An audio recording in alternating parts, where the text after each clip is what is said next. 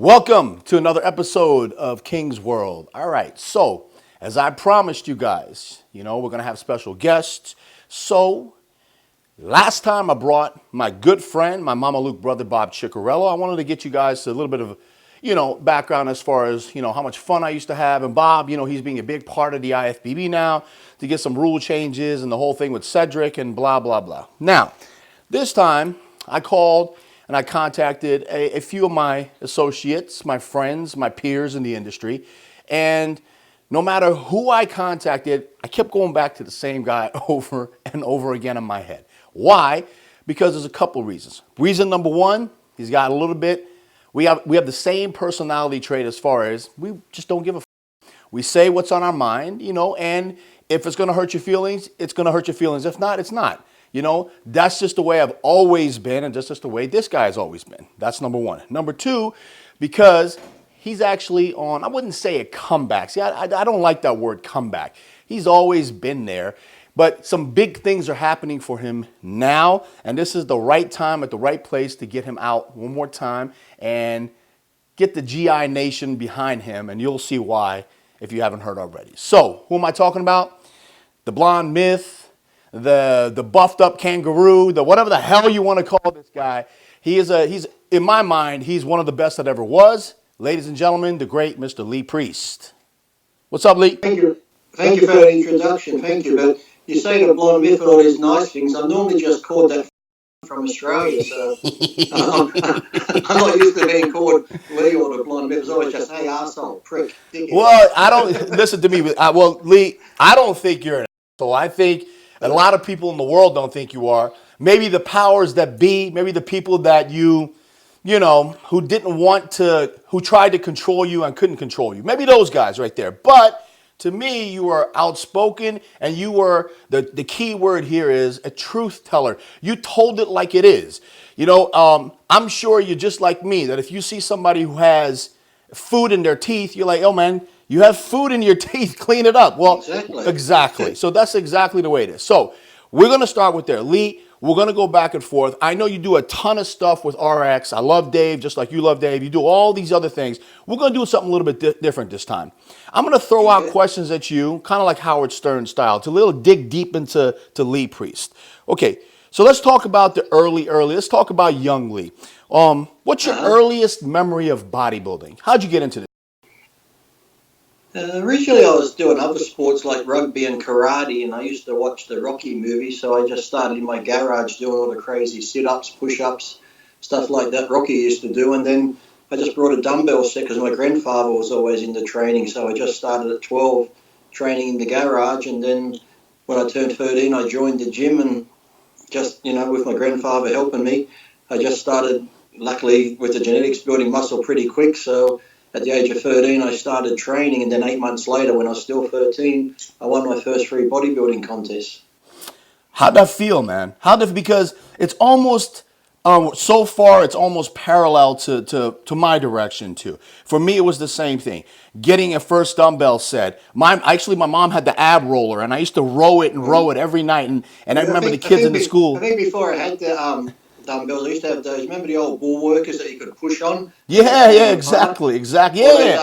I used to buy that little kit. It was like had the hand grippers and the chest expand. It was like springs, and every time you'd stretch it apart and let it go, it would always pinch your skin if you had it too close to your chest. Yes, I remember that. Yeah, and it's almost exactly like the ab roller. It was the springs. It was supposed to be for the abs and the lower back, but I just used to row it. And again, it was the same thing, going into teenage shows and winning and thinking, there's a reason why I must be winning these shows. So, yeah, it was almost like the same parallel. Now, I went through something as a childhood, in my childhood, so I'm going to ask you, too, the same thing. Were you ever bullied? No, not really. When it came out my father was a homosexual, I'd had a couple of smart that would say, oh, you're like your father, you're going to be gay like your father. But no, the whole time I was at high school, I had one kid want to pick a fight. He said, I want to fight you. I didn't even know the kid. So we went into the toilets. They locked us in the toilets. I remember he ran up behind me, got me in a headlock, and then I just got out of the headlock, punched him in the mouth once. His tooth fell out and fight was over. So I was never really bullied at school. I was always the class clown, making people laugh and actually getting kicked out of class because I'd always speak my mind. And just make jokes. If the teacher says anyone laughs, you get kicked out. So I'd make the whole class laugh, and I'd get kicked out and go to the headmaster's office and get the cane on my hand all the time. So, yeah, the good old days when they used to cane your hands. Yeah, I remember that. Yeah, so it was. So you consider yourself like a popular kid in school, or one of the kids that were. Not really popular. I sort of kept to myself. I had like a group of friends, maybe 4 or 5, we just hung out, and then, sometimes because I was always getting into trouble at school because I never really enjoyed school. The following year we thought, let's really fuck the teachers up. So me and my friends, we were sort of like the bad kids. The following year we went and brought the full uniform, shirt, tie, blazer, school badge, school shoes. So for the whole next 12 months we come to school looking like the perfect kids at school, but we're still big assholes. Yeah, the clothes aren't going to change much. That to me, in my own experience, the Catholic school girls were the and the craziest people. Yeah, that's how it always worked. The ones that they thought and they tried to control, they ended up being the craziest people. I agree with that tremendously. Exactly. Okay. Who did you look up to? Who was your first idol? For me, I used to have Kevin Levrone, Sean Ray, Phil Hill, Lee Haney. I mean, these pictures were all over my walls. Who did you look up to? I think originally just my grandfather, because he was always training. He'd do an hour of sit-ups and he'd go get on one of those little trampolines and jump for an hour. Then he'd go to the gym and do an hour of aerobics and he'd do an hour circuit class and go to the gym for an hour and then go back at night time and do it again. But when I started getting the magazines, it wasn't really one bodybuilder. It was more like, I liked Eddie Robinson's arms. I loved Tom Platz's legs. It was more like different body parts I picked from bodybuilders and I think if I could make my ideal thing. But the main thing I looked up to because I was so young was the He-Man cartoon. I wanted to look like He-Man. I wasn't really a bodybuilder. I just wanted to look like the He-Man character. Yeah, it's amazing. Yeah, again, I had all the characters, and it's the cartoon. For me, Lee, it was always, how the hell do you get that? I mean, for me, it was an impossible thought to see how thick these guys are. How do you get that thick? And I went to a couple of seminars. I remember Sean Ray when I went to his seminar, and I was just a kid, and he basically said, it just takes time. You have to keep going. You just got to push and it will come. It'll come. It seemed impossible, but it happens, man. You just have to keep going. Well, that's the thing with bodybuilding, which kids, sadly, these days don't understand. To build a great physique, it takes years and years of just consistency, training every day, not missing meals, getting your resting, not going out partying. But sadly now, we see it on the internet all the time. No one wants to hear about the hard work, the consistency, the busting your. They just sadly want to know about drugs and think it's all drugs. Yeah, it's all drugs. They're going to get a rude shock when they, it ain't all drugs. That's yeah, sure. which comes to one of the questions. I was actually doing cardio today, and I like to watch. I'm a people watcher, so I was doing cardio, and I was like, I'm watching these kids, Lee, and I don't know if you've seen this or not, but they're following the protocols that they read online, and I see them do 4 or 5 sets, get up, and they walk into the bathroom. And they come back out again. Do 3 or 4 more sets. Go back into the bathroom and come back out again. So I know what they're doing. I understand. I don't want to say it. I was banging myself in the head saying, I don't want to tell these kids. But I have to say, because especially with you being on here, it's this crazy insulin protocol that, I love Milos. I love him to death. And he's a smart guy. But I see these kids, man, constantly with the insulin and the insulin. And which made me think to myself, ask this question to Lee Priest. Lee, do you agree that there's a certain thing called real mass and something called air mass, insulin mass? Because once they get off this stuff, it's like, they come right down. Well, I've been lucky because my whole career I never used insulin. I still to this day only tried growth hormone when I was competing twice in 94 and 96. Wow. A year ago I tried a little bit when I was in England. Again, I was only there for 2 weeks, so 2 weeks of growth hormone ain't going to do. So, but I've never used insulin, and I've said a lot of time, you see the guys back in the day, even up to the early mid-90s and maybe mid-2000 it changed, but before insulin come in, you look back to the early days of Bertil Fox, Tom Platz, anyone back then, Arnold, Sergio, they busted their ass. Sure, they used drugs, but it was the basics, Dianabol, a bit of Deca, a bit of testosterone. Right. But their muscle had that hard granite, looked like it was carved out of stone. Right. Now you get these guys, sure, they're big and freaky, like the Ramis and all these guys, but yet they're big, but they don't have that real dense, hard look. And, I've been off gear for a couple of years, and people say, well, how do you keep your size? It's like, I still go to the gym every day. I still eat. It's like I'm still training 6 days. Stop right there. Stop. I want to stop you right there. I'm going to stop you right there. I get this a lot, and they always say, King, why are you still 280 pounds? Why? And I'm looking at them and I'm saying to myself, well, because I eat 8 times a day. Because I still go to the gym and work out. This is my lifestyle. I don't know any different. I've been doing this for 25, 26 years. And for me, it's normal to wake up and eat every 2 hours. It's normal to go to the gym and train heavy. Now, I don't do the crazy things like I used to do before, the 800-pound, 700-pound deadlifts and the 600-pound squat. No, I don't do that anymore because I'm smart. I know I'm going to get injured. But that's why I maintain this. And if I wanted to, and I know this from the bottom of my heart, I know what would happen if I got back on Olympia level gear and Olympia level growth and the IGF and insulin.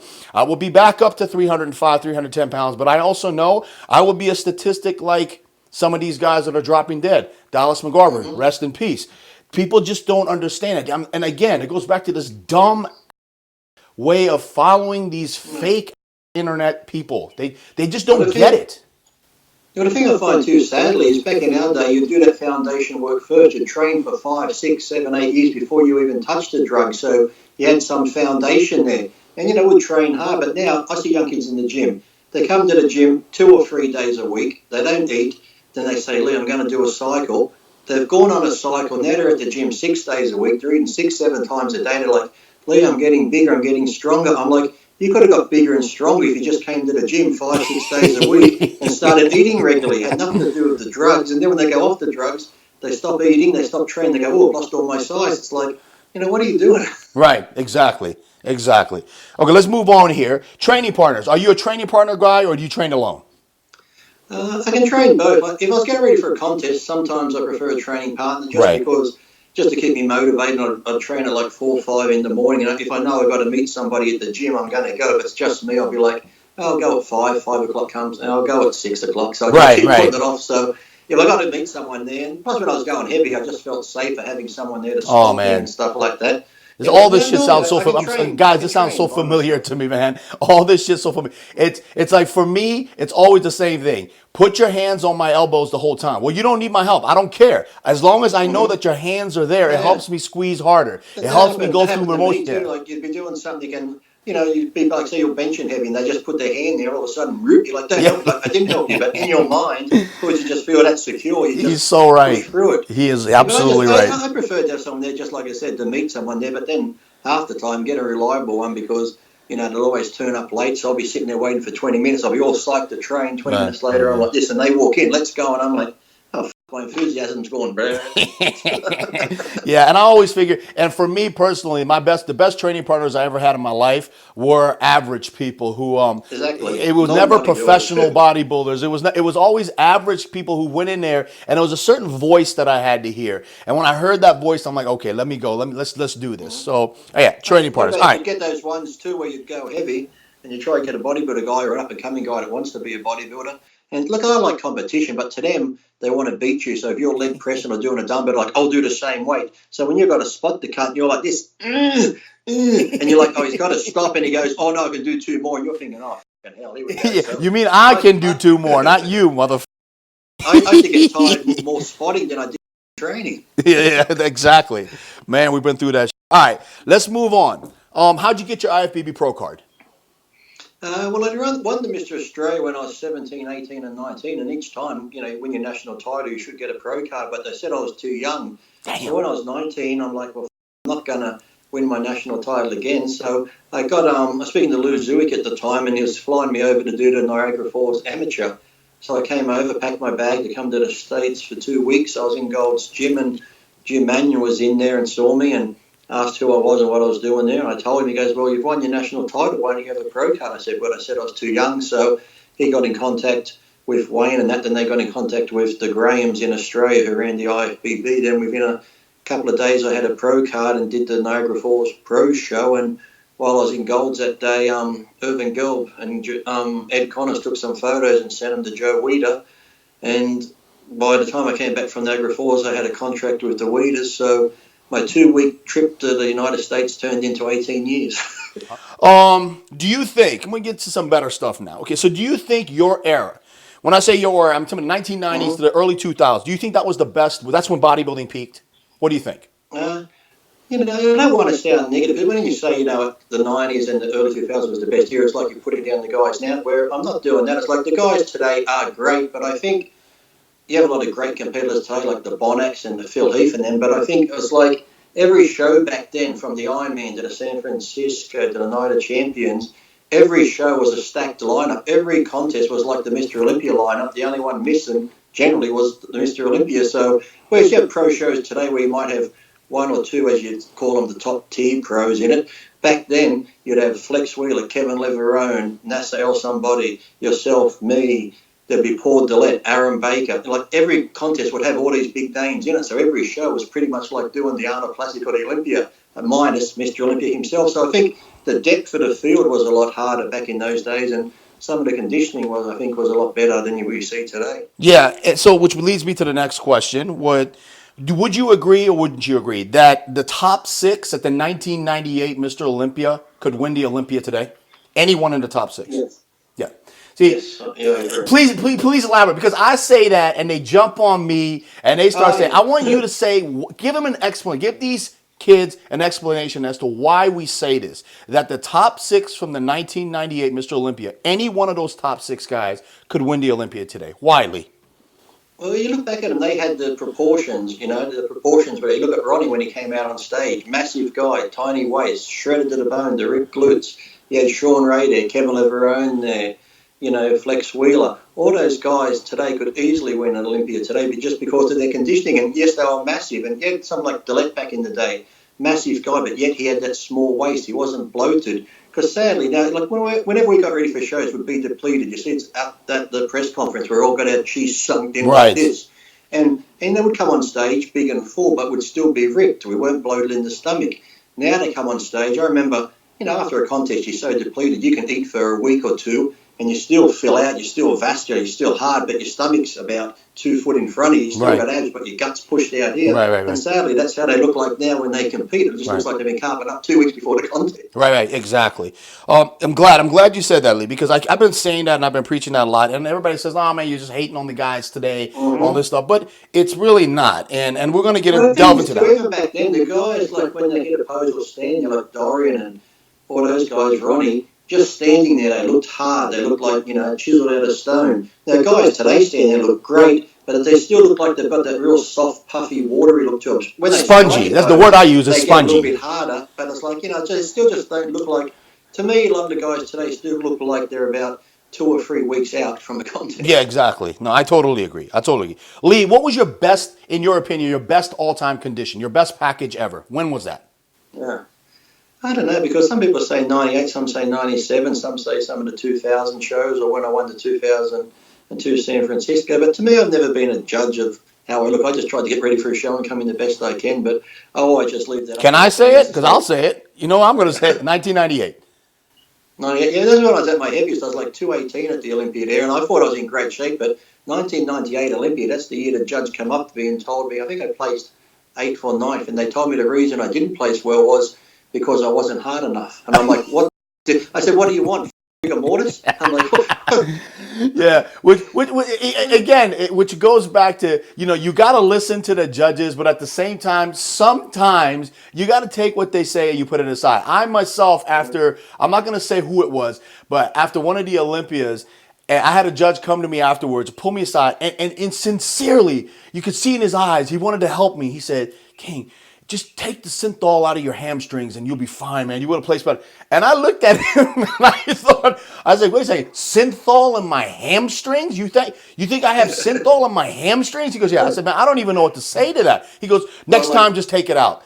What do you say to that, Lee? I'm serious. What do you say to that? Like me, when they call me out, I say something to the face, because I'm not one of those people after a contest. Once it's over, I don't go ask the judges what I could have done better. Sometimes if someone said to me that, but you know that big fat judge telling you and trying to advise you on diet. I'm thinking to myself, how about you go take your own advice? When I see you in shape, I'll give it a go. But you know, I remember at times when, you know, Jim Mannion, you know, he's a nice guy. And people, when he would come to town in Venice, everyone would go to Jim Mannion's hotel and say, we're going to go pose. I know Paul said to me, Lee, you coming over to Jim Mannion's hotel to show him how you're looking before the contest? I'm like, no. I said, Jim will see me the day of the contest. I said, I don't want to go over and pose for him now. So I was never one of those guys that, it didn't mean I didn't respect them. I was just one of those people that, when I turn up on the day to show if I'm good enough to do well, I'm good enough to do well. I don't want to have these, be friendly with people and stuff like that. I'd always be friendly and nice if I saw them in person, but I wasn't on like a call them up and chat to them and stuff like that type thing. I'll go to the hotel room and show them how I'm looking a week or two out from a show. I'm like, they'll see me today to show them I'm good enough to place high, and I place high. Simple as that. Yeah. I agree with that too. I think I would do the same exact thing. Lee, yeah, everyone out there knows, and you yourself, you started out by saying I'm the from Australia, this and that. So you got this thing that you have in your head too. What happened between you and the IFBB? What was the conflict? You don't have to go into details, but what happened? Do you want my version or Bob Chiccarelli's version? And I want your version. Please. Well, my version was that, I'd always get in trouble because I'd talk about, you have to remember too, this wasn't when Jim was in control of the IFBB, it was when Wayne D'Amelia. So when I talk about stuff now, people think I'm attacking Jim Mannion. I'm not. I've always respected Jim Mannion. If it wasn't for him, I wouldn't have got my pro card. So this was in the D'Amelia area of running the IFBB. And, I'd just do articles in the magazines and talk about how the athletes were being treated shit. They were, back then not all the Olympic competitors got money. And I say, you call this the Super Bowl of bodybuilding. How can you do that when guys like me who are busting their ass don't get $1 for it? And people would say, Lee, shut up. You got good contracts and this. And I said, yeah, well, I could shut up. I'm making good money. I said, but it's not about me. If the guys who are at the top who are doing well don't stand up for the guys at the bottom, the sport's not going to change. I just saw an interview with Jay the other day where Jay's saying, now I'm not competing anymore. I can sort of speak my mind and not have to worry about the consequences and stuff. I'm thinking, you know what? You should have been speaking your mind back then because the people at the top need to speak up for the other guys. Yeah, even back then, it's like we were backstage at contests and you wouldn't even have a bottle of water. People go, Lee, shut up, it's just water. I say, yeah, but normally on any given day, a bottle of water doesn't mean shit. When you're at a contest, you're being busted in your ass, you're dehydrated, and you're backstage, and the only thing you want sometimes is a bottle of water, and they're like, just shut up, they treat you like a piece of meat. So I just on with stuff like that. Some judges would sleep with competitors back then, and stuff would go on, and I'd always get in trouble for speaking my mind about it. And then if we jump forward to 2006, when I won the Ironman and that, then Wayne decided to, he was out of the IFBB and they're going to do the PDI. I'm like, well, I've been with the IFBB for 15, 16 years competing. I want to do something different. I want to maybe get a new panel of judges, compete with new people. Wayne was going to judge more for the symmetrical look. I figured, well, I'll go do the PDI show, which I went and did, and then I got a year's suspension. Of course, I did the one in England as well. I got a 2-year suspension, so I'd argue the point going, like, Lee, you broke a rule. I said, well, tons of rules get broken all the time in the IFBB, but why am I the only one being punished?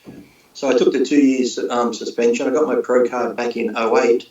And then I moved back home and my grandfather passed away. So I pretty much just lost the will to train and stuff. And 2010, I was doing that radio show with Romano. And, John Romano and I would talk about the good, the bad, whatever. Whatever anybody asked, we talked about it. So I guess there was some stuff that I said they didn't like. So I got a lifetime ban from that point on. That was it, huh? Okay, well, I mean, that's Lee's version. And Lee always tells it like it is. And I wouldn't look at it any other way. My personal opinion is... They've had a reason to lie, but it's even like I know when, we'll get to it later when my documentary comes out, there's things in that where I said, I tried to get the guys to stand together, and Bob will say, well, I tried to get the guys to stand together, and Bob did, but it's like I told Bob back then, when Bob tried to do it, he tried to do it on a contest weekend after the athletes' meeting, and no one wants to rock the boat at a contest, and plus back then, not many people liked Bob, so it was like, well, f*** you, Bob, we don't want you to be the athletes' rep, so no one come to his meeting, so there's always going to be things like what Bob say, I tried to do this. And it was like when Sean Ray said he was the one that got all the competitors' money. No, it wasn't. I went to see Wayne and I said, look, they should all get $1,000. And Wayne said, well, put it in writing. I said, well, why can't we just make fun of it? So Wayne said, okay, Lee, good idea. And I was married to Kathy at the time and she didn't even know. So at the press conference, I'm sure it's on video somewhere, I say to Wayne while we're doing the interviews, I said, why can't everyone be paid? And then Wayne's behind the microphone on stage. He goes, put it in writing, Lee. I said, well, why can't we just do it now? He goes, put it in writing. So he already said to me ahead of time, already put it in writing, put it in your jacket pocket. When I say put it in writing, pull it out and come up to me and give it to me. So I said, look, I've already got it in writing. And I go walking up to him and Kathy's like, oh, what's Lee doing now? And he was like, what's happening here? So I handed it to him and he read it out and goes, oh, yeah. He goes, okay, from this day on, everyone will be paid. And I think Sean's sponsors back then, I'm not sure who they were the ones that put up the money. So everybody who wasn't in the top 10 got $1,000 or $2,000. So. Yeah. So again, something that was good for the sport and something that was, because a lot of people don't understand. And this is the thing that that really, it's the crazy fact that everything has changed so much. And I think you would agree with me on this. The Mm-hmm. days of the big contracts are gone. Do you agree with that? Mm-hmm. The Yeah, days of the yeah. muscle tech superstars, the day of the weeder athletes, those were, I mean, for me, getting my pro card was everything. And just as important, right there next to it was weeder contract. I mean, that was Mm-hmm. like, to me, my dream come true to get that phone call from Lynn Concrete and for her to say, Yeah. hey, Lee, King, come on aboard. You got to come, Mm-hmm. And do you agree that those days are gone? Exactly. You have all the internet now and all these internet sensations and whatever they want to call themselves. But yeah, but even though I hated him back in that time was when I get labelled the bad boy and this and that, I said I could never understand how telling the truth could make you a bad person. I'd say, look, if you notice something wrong in the IFBB back there and the things aren't right, let's try and fix it so it's good. Look, I know promoters have to make money. I know, you want to entertain the fiends, but the guys who are busting their ass killing themselves, and like I mentioned before, I was probably getting close to 11,000 a month from one contract. I was getting another 6,000 a month from muscular development. So, just from not even competing, I was making pretty good money. I could have sat there and went, these guys, I don't care about them. But I hated seeing other competitors who were meant to be professional competitors having to take money out of their own pockets to go to contests to try and compete or training just as hard as I am and not get any recognition for it. So I just wanted to be even for everybody. And when I do those articles, a lot of guys would come up and say, Lee, I agree with what you're saying. I'm like, stand with me. I know Right. we'll get in trouble. I said, no, if I do it, I get in trouble. I'm one person. But if we all stand together, they can't suspend all of us. If they suspend all of us, they won't have any contest. So Correct. it's just, but none of the guys would, stand together and back you up. So. Right. One last thing in this section before we move to part two. What do you think about, like, a perfect example is the Victor Martinez Legend show was this past weekend, and the guest poser Mm-hmm. was Big Ramy. And if you haven't seen it already, Lee, go see the video. The audience, here's a guy that walks out, probably the most massive bodybuilder on the planet, and you could hear crickets in the audience. Do you Mm-hmm. attribute that to the internet?